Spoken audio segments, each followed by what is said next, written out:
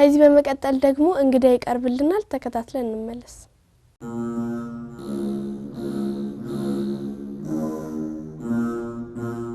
ሰላም ጤና ይስጥልኝ ተመልካቾቻችን እየተከታተላችሁ የምትገኙት በማህበረ ቅዱሳን ቴሌቪዥን የተዘጋጀ ዘወትር በዚህ ሰዓት ወደ እናንተ የሚደርሰው ቅዱስ ቂርቆስ የተሰኘ የኛ የጽናት መርሃ ግብር ነው። ከዝግጅቶቻችን መካከል ደግሞ አንዱ የሆነው የእንግዳ ዝግጅታችን ላይ ደርሰናል። አሁን እንግዳችን ጋር እንገኛለን። እንኳን ደህና መጣሽ። እንኳን ደህና ቆየሽ። እሺ በመታወቅ እንጀምር። ስሜ ሄርሜላ ይልቃልታ ይባላል። የክርስትና ስሜ ፍቅርተ ስላሴ ነው። እድሜ 10 ነው። የመጣሁት ከካባዶ G7 አንቀጸ ምሕረት ቅዱስ ሩፋኤልና ቅድስት ልደታ ለማርያም ቤተክርስቲያን ከረቂቀ ጦቢት ሰንበት ትምህርት ቤት ነው። ቃልዎትን ያሰማልን። አሜን። እስቲ ስምሽን ትርጓሜ ንገሪኝ። ሄርሜላ ማለት የማርያም አያት ማለት ነው። በጣም ጥሩ። አንድ ሰው አስተዋይ ነው የሚባለው ምን ሲያደርግ ይመስልሻል? አንድ ሰው አስተዋይ ነው የሚባለው ሰይጣን ሲፈትነው በጣም የማይሸወድ በቶሎ የሚያውቅና ነገሮችን በቶሎ የሚያገናዝብ ሰው አስተዋይ ነው ይባላል። በጣም ጥሩ። አስተዋይ መሆን ለምን ይጠቅማል? አስተዋይ መሆን የሚጠቅመው ሰይጣን ሲፈትነን እንዳንፈተን እና እግዚአብሔርን ለማመስገን ለማገልገል ይጠቅማል። በጣም ጥሩ። እሺ እስቲ የቀን ውሎሽን ንገሪኝ። ጠዋት ከእንቅልፌ ተነስቼ ጸሎት አድርጌ ቁርሴን በልቼ ልብሴን ለብሼ ወደ ትምህርት ቤት ሄጄ ትምህርት ተምሬ ተመልሼ ምግብ በልቼ የቤት ስራዬን ሰርቼ አጥንቼ ከዛ ወደ ትንሽ ጫወትና ከዛ በኋላ ሲመሽ ራቴን በልቼ እንደገና ጸልዬ እተኛለሁ። ወላጆችሽን በማድረግ ነው የምታግዣቸው? እናቴን የተለያዩ ስራዎች የሚከብዷትን ስራ በመስራት አግዛታለሁ። በጣም ጥሩ። እኛ ሴቶች እመቤታችንን መምሰል እንችላለን? ለመምሰል እንሞክራለን ግን መሆን አንችልም። መሆንም አንችልበት ምክንያት እመቤታችን የጌታችን እናት ናት። እኛ ደግሞ የጌታችን እናት መሆን አንችልም። እና እመቤታችን ከሁላችንም የተለየች ናት እና በቃ እሷ የተለየች ናት። እኛ ደግሞ ሴቶች እሷ ስትጸልይ እኛም እንደሷ እንጸልያለን። በዛ መምሰል እንችላለን። በጣም ጥሩ።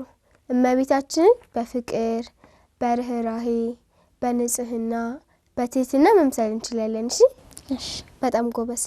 እግዚአብሔር ልጆች ወደኔ ይመጡ ዘንድ አትከልክሏቸው ያለው ለምንድን ነው? እግዚአብሔር ይሄንን ቃል የተናገረው ወላጆች ልጆቻቸው ወደ ሰንበት ትምህርት ቤት ሊማሩ ጠዋት ደግሞ ቅዳሴ ላስቀድሱ ይመጡ ዘንድ አትከልክሏቸው ማለት ነው። ምክንያቱም ደግሞ ልጆች ከሁሉም ሰዎች ንጹህ ስለሆኑ አይደለ? ምክንያቱም ደግሞ አእምሯቸው የጸዳ ስለሆነ ነው ከእግዚአብሔር ዘንድ የሚቀርቡ ስለሆኑ መንግስተ ሰማያትን የሚወርሱት እንደ ልጆች ላሉት ናትና። በጣም ጥሩ።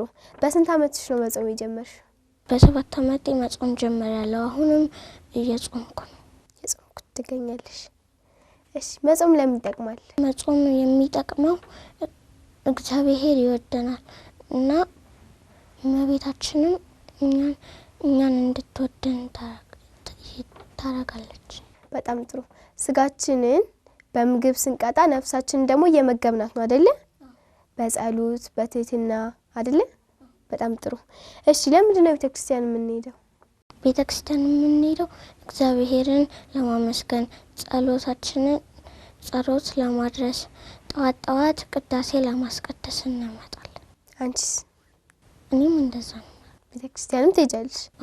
እሺ ለኛ ለልጆች ምን እንደምታቀርቢልን? ታሪክ። የማን? አንድ ንጉስ ታሪክ።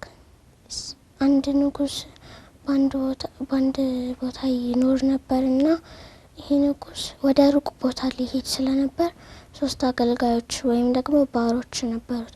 እነሱን ጠራና ላንዱ ባር 5 መክሊት ሰጠው፣ ላንዱ ደግሞ 2 መክሊት ሰጠው፣ ላንዱ ደግሞ 1 መክሊት ሰጠው። የዛን ጊዜ እሱን ሰጧቸው ወደ ሩቅ ቦታ ሄደ። ከብዙ አመታት በኋላ ተመልሶ የታለ የሰጣችሁ መክሊት ያተረፋችሁበት ሲላቸው ባለ 5 መክሊት የሰጠው ሰው መጣና ይሄ የሰጠኸኝ መክሊት አትርፌበታለሁ አለውና ሰጠው። ከዛ ንጉሱን በጣም ደስ አለው። ከዛ በኋላ 2 መክሊት የሰጠው ደግሞ መጣና ይሄ የሰጠኸኝ መክሊት አትርፌበት 4 አድርጌዋለሁ ብሎ 4 ሰጠው።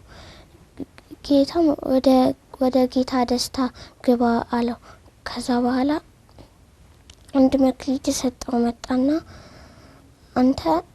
አንተ ክፉ ንጉስ ነህ፣ ከሁሉም ንጉስ ክፉ ነህ፣ አንዱ የሰጠኸኝ መክሊት ቀበሬዋለሁ ሲል ንጉሱ በጣም ተናደደና እግዚአብሔር ደግሞ ወደ ጥልቁ ጣለው።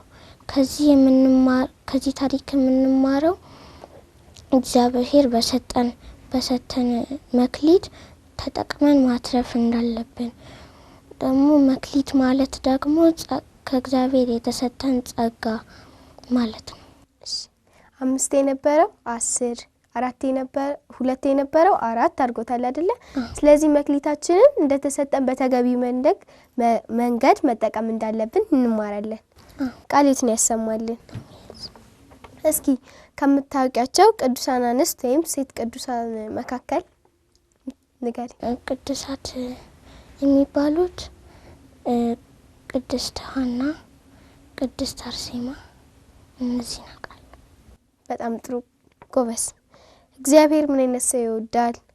እግዚአብሔር የሚወደው አምላካቸውን የሚወድ እና የጾመ የጸለየ የሚኖር ሰው፣ ጠዋት መጥቶ የሚያስቀድስ እና የሚቆርብ ሰው ይወዳል። ነፍሱንም ስጋውንም ለእግዚአብሔር የሚያስገዛ ሰው አይደለ? በጣም ጥሩ። እስቲ ስታድጊ መሆን ነው የምትፈልጊው? ሳድግ መሆን የምፈልገው ሐኪም ነው። ሌላ ደግሞ የእግዚአብሔር አገልጋይ መሆን እፈልጋለሁ። የእግዚአብሔር አገልጋይ ሆኜ ያልተሟሉ ንዋያተ ቅድሳትን በማስገባት ቤተክርስቲያን የፈረሰባቸው ቦታ ላይ ቤተክርስቲያን በማሰራት እግዚአብሔርን ማገልገል እፈልጋለሁ። በጣም ጥሩ። ለምን? እንደዚህ ስናደርግ አንደኛ እግዚአብሔር ይወደኛል እና ለሰዎችም እርዳታ መስጠት ይችላል። ስለዚህ በነፍስሽም በስጋሽም ከእግዚአብሔር ዘንድ የቀረብሽ ትሆኛለሽ ማለት ነው። በጣም ጥሩ። ማስተላለፍ የምትፈልጊው መልእክት ካለ በመጨረሻ?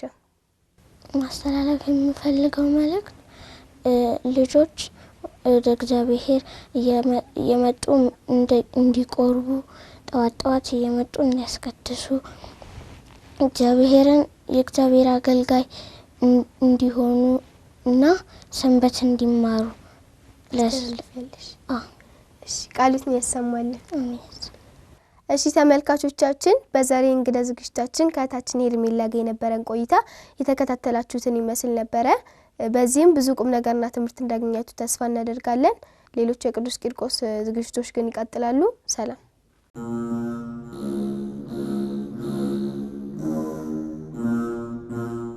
ተመልካቾቻችን እንግዲህ ከዝግጅቱ ተመልሰናል። በዝግጅቱ ለተሳተፉ ሁሉ እግዚአብሔር አምላክ ቃሉን ያሰማልን። አሜን።